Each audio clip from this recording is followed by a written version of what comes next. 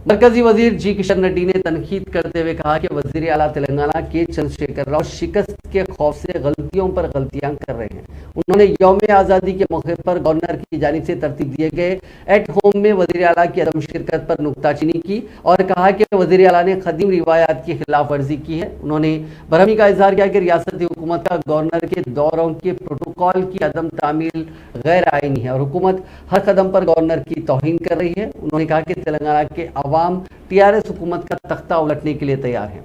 केसीआर को इस बात की फिक्र है कि उनके पैरों तले जमीन खिसक रही है।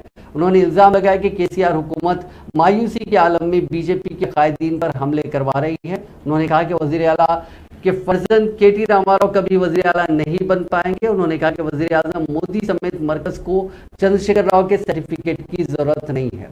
उन्होंने कहा कि केसीआर ज्यादा दिनों तक वजीर आला की कुर्सी पर नहीं बैठ सकेंगे।